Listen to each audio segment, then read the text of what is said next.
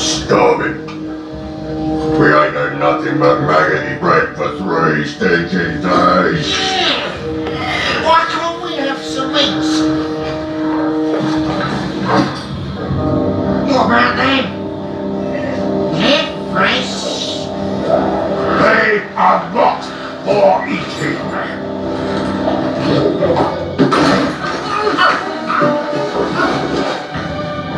What about their legs? They don't need those.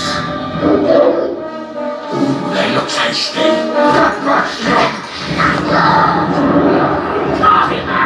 Just a mouthful.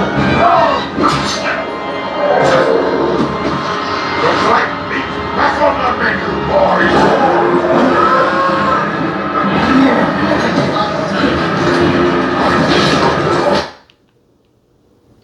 Of course, that's Lord of the Rings, The Two Towers. Looks like meat is back on the table, boys. You know, the amazing thing is I listen to right-wing media, I listen to, well, left-wing media, and the biggest stories of the day are never reported on. You know, everybody was going, in the right-wing media, they're just going on about the balloons. That's just a PSYOP. Okay, that's wag the dog by the Biden administration, trying to deflect from all the big stories of the day. I'm just going to tell you that right now. And it just, either they fall for it or they're just part of the machine. That's all that I got to say. So let's just get into the day's, well, watching the world burn stories. I tell you what, black and white sports channel on YouTube. I enjoy watching them. I'm not a big sports fan, but they are really reporting on this. And so now we've got the Buffalo Bills owner, Kim Pegula. She had a cardiac arrest, and Black and White Sports reported on that. And they, of course, they reported on a lot more strokes and cardiac arrests, and there's definitely concern over brain injury with the Buffalo Bills owner. So I don't know what will happen with that story. You'll have to follow their channel. As we know, Damar Hamlin, he was 24 years old, 6 months. He had a cardiac arrest on the football field. It just keeps going round the horn. Wonder why. I can't report on those things here on YouTube as to our speculation of what is actually taking place. Seymour Hersh, holy moly. Talk about the story of a lifetime. I mean, the guy, you have to go back through history. I mean, he's reported on the biggest stories. I can't imagine a reporter, an actual reporter. I mean, he's one of the last ones left. Liberal reporter, left wing. But his article about the pipeline being blown up by the war criminals, the Democratic war criminals, it's traveling the world. Let's just put it that way. It's become big now in Germany. I don't know if the German people are going to rise up against their government. They definitely need to. We'll see. They need to make a stand. You know, sending Leopard tanks to Ukraine. Everything the government's doing to them is against their interest. Now not having cheap gas, and we're going to get into a bit more about that story of things that I didn't know. I learned something every day, just going around the horn, trying to watch the world burn. So we talked about the wag the dog. Oh yeah, and then another wag the dog moment is they're telling everybody to leave Russia. They've been saying leave Russia for the last 6 months, and I'd travel to Russia. I'd go right now. I'd feel perfectly safe there. Now, if I'm going to spy on something or try to commit a terrorist act, I imagine that the Russians would treat that with extreme prejudice. But I don't think that if you just want to visit Russia, you're going to have any problems. Just my opinion. This was a huge thing. Dr. Steve Turley, he reported on this today that AT&T, they booted Newsmax off of their channel, and I didn't know, I just hadn't, sometimes in life we just can't follow everything, and I didn't know the One American News Network, they booted them off before that, and so their stock price has dropped $10 billion. So get woke, go broke, right? Get woke, go broke. Get woke, go broke. I do think that the warmongering Democrats blowing up the Nord Stream pipeline may help sink the Democrat warmongering party. We'll see where that goes. There is worldwide condemnation coming against them for what they have done to the United States and to Europe. We'll see where that goes. It's definitely becoming a much bigger story as I follow the news. This is where I wanted to continue that story. I did not know, because that was a joint venture between Germany and Russia. And so Germany actually owned 49% of that pipeline. So by Biden and the war criminals, let's see, Jake Sullivan, William Burns, and Victoria Nuland and Anthony Blinken, the war criminals that blew it up, were made the decision to do it as an act of war and terror against Germany and Russia, which I think that they should have Nuremberg trials against those individuals, but I'm sure that they'll get away with it probably because it just seems like the FBI and the deep state don't want to do anything. Although the deep state obviously gave Seymour Hersh so there are people in the deep state that are obviously coming out against the warmongering Democrats. So we'll see how that goes. I thought the whole story, but the fact that Germany owned 49% of that pipeline, that means that we just committed an act of aggression against a NATO country, Germany. And as the German people freeze to death this winter, it's going to be interesting to see what the people of that country do with their government. The other thing that I did not realize is that what the Germans were doing was they were taking the oil or the gas, from the natural gas from the pipeline, and they were selling it to other countries in Europe. So this is a big deal. Not only did we cut Germany off from their cheap fuel, which basically kept their industry churning along, now we've cut them off from all the profits that they were getting from selling that natural gas to other countries. And of course, now we know Norway was involved. So are we going to have a war between Norway and Germany? I mean, I wouldn't blame the Germans if they wanted to march on Norway, because the Norwegians were part of it, because the Norwegians have their own pipeline. So they wanted that pipeline out of the way so that they could profit. So they basically told the Germans, "Screw you! We're gonna blow up your pipeline, but we'll keep our pipeline and make a profit." So anyway, I think this is so in terms of financial magnitude. This terrorist event that the Democrats have committed, the warmongering Democrats, this is bigger than Pearl Harbor in numbers, as far as anything that you can imagine. So good for you, warmongering Democrats. I hope that maybe we'll get nuked out of existence, probably as a country here in the United States, thanks to your warmongering. Let's see.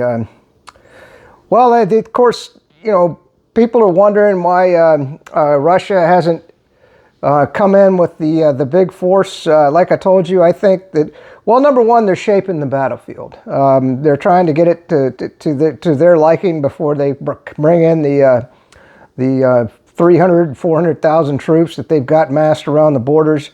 But the other thing that I've told you is the resupply lines. I think they're trying to secure those, and everything's going in their favor. So why bring in, and also they're continuing to train. You don't just bring people up to a battlefield, because it's a different world now. I mean, you have to coordinate your air support with your mechanized infantries or battalions, I guess, or brigades. And then you also have to coordinate your infantry, your light infantry, your paratroopers. I mean, and of course your drones. I mean, it's a very, very, very complicated battlefield these days because everything's on satellites. So, it's not like in World War II where, you Patton could just march across Europe, or the Russians or the Germans, because, you know, your intelligence was very limited. Now we can pinpoint, you know, down to the guy's eye color with a satellite, so we know exactly what the battlefield's taking place. So you've got to have air support, mechanized, ground troops, infantry, all coordinated. And so this takes a lot of training. And so that's what the Russians are doing right now, is they're training their reserves, if you want to call them that, the main battle force. They're training them how to coordinate everything appropriately. So they're taking their time. We'll see. Even taking their time, this was a huge event today, is in the southeastern part of Ukraine, the Russians advanced 10 kilometers. Now, the lack of information, you know, the questions that I would have about this 10 kilometers is, what did they advance over? Okay, if you think about World War I, let's just say, you know, sometimes those battle lines that, you know, what the trenches existed for months and months at a time until they achieved a breakthrough. Well, was this advanced right over the main defenses of Ukraine? Did they just advance over the trenches? I don't know. I don't have the information. I just know that they moved 10 kilometers, and that's a huge amount of distance. And that's just today. So well, maybe we'll find out more. But, you know, and everybody does their analysis, and they just say, well, they advanced 10 kilometers. 10 kilometers over what? Over what? I mean, did they just bowl right through the trenches and now they're in open territory? I couldn't tell you. You know, are they moving on to the next line of trenches? I hate the lack of information. And yeah, and somebody pointed out today, I thought this was interesting, that Ukraine has gone through 5 mobilizations and Russia's only gone through 1. So that tells you how things are going for Ukraine in the war. And yeah, I did want to tell you this, you know, because if we look back on Afghanistan, what did the president of Afghanistan and all of his proteges do after we sent billions of dollars there, the United States? They packed up a bunch of suitcases and fled the country and turned the country over to the Taliban. Well, that's exactly, I'm going to predict right now, that's exactly what Zelensky and his cronies are going to do. They're going to pack up a bunch of suitcases of U.S. money, and I'm predicting that they'll go to Morocco. I think that's the country where they're going to be drinking pina coladas and just looking back and saying, boy, I can't believe we got all them fools to fight for us. You know, it was a good gig while it worked out, but we're rich now. So that's where that thing. The other huge story that nobody's reporting on today, I don't even understand it, and I did a brief video on it last night, was the freight train. It's in Palestine, Ohio. And so the questions that, you know, like figureheads like Dana Lash, Sean Hannity, Todd Stearns, you name it. I was listening to all the radio today, and nobody was questioned or even mentioned hardly the freight train. But the questions that I'm asking, is this an act of sabotage? We don't know. I don't know. There's nothing in the news about this today. And of course, there is, I mean, if you fish around, you can get, this is a, I mean, all these leftist lunatics that worry about the environment, of course, you know, the warmongering Democrats were, of course, committing the worst ecological disaster of blowing up the Nord Stream pipeline. They're all for that, even though it just released huge amounts of methane gas into the atmosphere. Huge environmental disaster, but they're warmongering Democrats. They're all for that. But and then this train going down, what I'm seeing is like thousands of animals are dead, fish rising up out of the rivers, people being exposed. Probably cancer is going to. I mean, this is like Chernobyl, and you're seeing nothing about this in the news. And for you left-wing lunatics, Chernobyl was the worst nuclear disaster in the history of the world that I know of, other than us dropping bombs on Japan. Anyway, so yeah, fish and wildlife are dead by the thousands. And of course, I saw a video today on Russian TV that I don't know where they get these videos. Maybe just people in the United States or Russians living in the United States, but they're showing that the United States government is arresting reporters that want to report on this incident. So you make of that what you will. And this is unbelievable. I just sometimes the world is a weird place, right? So where did these reports come out about the ecological disaster of this freight train going off the rails in Ohio? They came out of TikTok. Oh my God! And I've been encouraging everybody to get off of TikTok, but I guess that's where we're going to get our news from now. Of course, China's getting all the news. Maybe that's where I bet that's where the videos went. Probably went to TikTok. China got them, and then they sent them to Russia so that they could put them on Russian TV to show the reporters being arrested in the United States as propaganda. And it's not propaganda; it's actually for real. Oh my God, we're our own worst enemies. So that's it for today. I just wanted to go around the horn. I just want to stress one last time that Joe Biden, Jake Sullivan, William Burns, Victoria Nuland, and Anthony Blinken are war criminals, and they need Nuremberg trials to be prosecuted as such. That's what I'm calling for. I know that the warmongering Democrats think that that was a good thing of what they did, but I think this was the biggest act of terrorism that any group of people has ever committed in recent history, by many years. I mean, it's Pearl Harbor. Well, actually, the freight train's Pearl. I mean, yeah, it was Pearl Harbor, bigger than Pearl Harbor for Germany and Russia. And that's another thing. I can't believe the restraint coming out of Russia, because it was pointed out today. And you got to know that when the pipeline blew up, they knew exactly who did it. They've got all their signal intelligence, just like we do. We've got the NSA.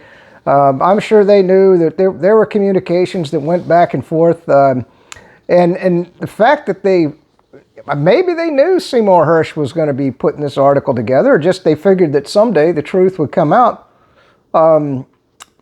So their restraint on this, I mean, I tell you, I can't believe they didn't launch nukes. We're all still here. Freaking amazing. All right, so it's good to live in the free Republican state of Florida. Oh, and so I don't know if I even talked about it, but the purpose of that video was that meat is on the table. Well, your meat is your infrastructure. So the infrastructure in the United States is on the table. Now, I've heard reports, and I'm just going to get into this, that they're calling this domestic terrorism. Okay, and by the way, there's 800% increase in the number of Chinese crossing the border because the Democrats want an open border down in Texas and across Mexico. No, this is espionage. And if they want to label it domestic terror, that's not domestic terror. Means that Americans might have derailed the train or some sort of leftist lunatic or whatever. No, these acts are probably could be Russians, could be Chinese, could be Iranians. This is espionage. And that's what's taking place. And they're going to try to label this as domestic terror so they can clamp down on your freedom. That's just my prediction. They've let this happen. Is it on purpose? I don't know. I just know that Joe Biden is a war criminal and needs to go to jail. Peace out. Stay free. Good to live in the free Republican state of Florida.